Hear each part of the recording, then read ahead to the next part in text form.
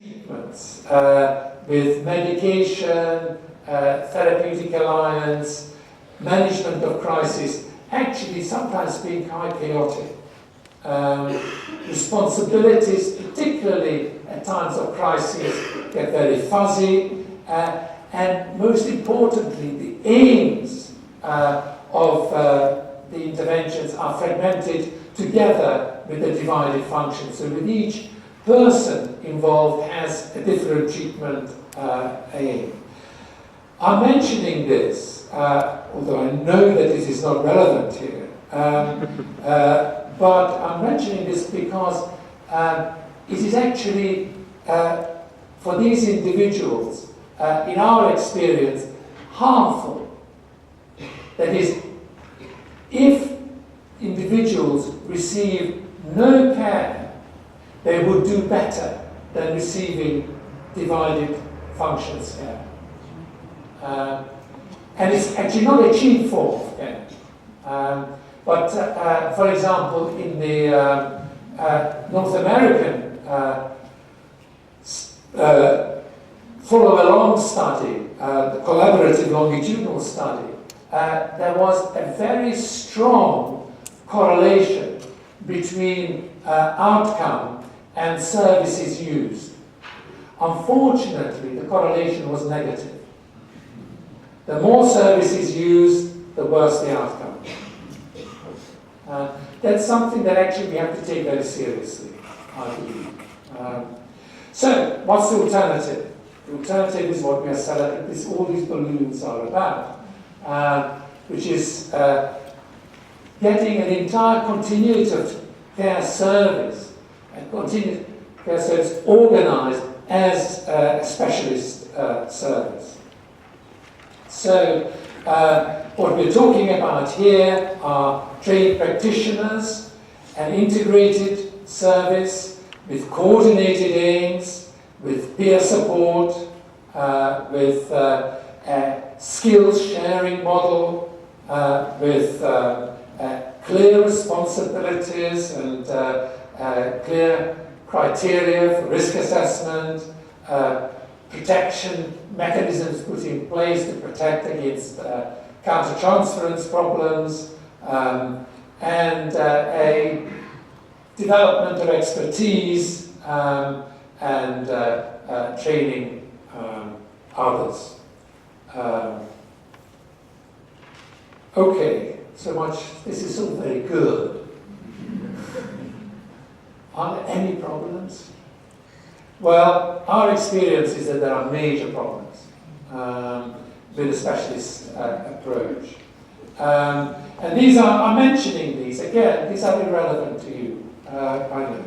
But I'm mentioning them because, you know, you might be interested in the kind of difficulties that we have in the UK. One is access is a problem. Access is often, in some ways, limited or is arbitrary to the service. Associated with this is a reputation that services get for cherry-picking certain patients that are they see as particularly relevant to them.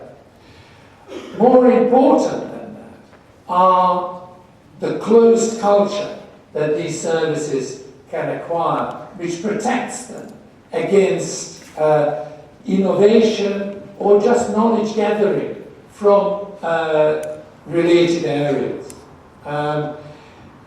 More importantly, sometimes they can become isolated from other services. And this is why continuity of care is so enormously important. The flip side of that is that some popular services become overwhelmed with patients, have too many referrals, and that creates its own problems. So I'm just going to be very, very brief about service development. Really the point I want to make here is that it should be an approach that takes a phased or stepped care in developing services. I'm sure that these were carefully followed in the establishment of your centre. So, in any case, it's a bit too late now. Why did you talk about it after the horse has bolted? But let me just go through it all the same, because some of the lessons from that are quite important. Obviously, identifying service users that we are concerned with is where it should start. Important to identify the comorbidities that may be very different according to localities. The level of care at each level of the service, let's say low, moderate and high, associated with a level of risk, which creates a matrix within which treatment intensity can be defined. And the matrix is a kind of simple one, where you have high risk and high care within inpatient services, moderate risk, moderate care in day services, and low risk and low care in outpatient services. This is not necessarily, the diagonal is not necessarily ideal, and very often high-risk patients may be maintained as day patient or even as outpatient. But level of risk has to be associated with the way care is designed. The way, having kind of defined the context and the risk, you're then a good position for identifying the target groups for each of the services that you're going to offer. Establishing the setting associated with each of these groups, and identifying what kind of personnel, with what kind of training and what kind of background each of these groups will need.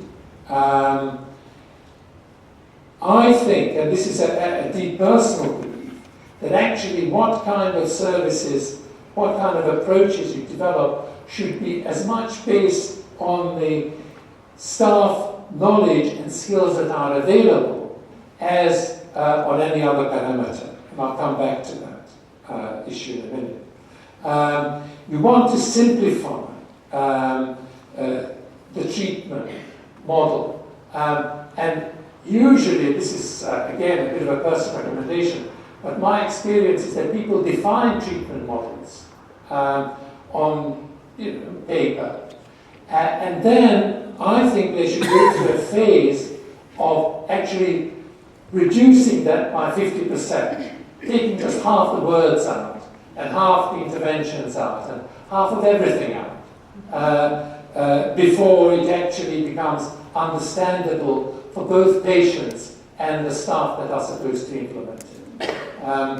It can happen, again, probably not in this country, but in the UK, it can happen that people define treatment from the top. And actually, the people defining the treatment haven't implemented the treatment for decades. And this can be a problem in the UK. But simplification is really at the heart of the matter.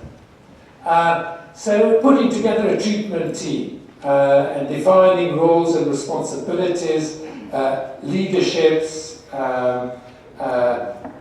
evolving a team culture, clarifying a team approach, defining a coherent set of practice guides, ensuring that there is time for supervision and team meeting, also something that accommodates the counter-transference problems that we inevitably encounter, and also policies for admission and care program approach.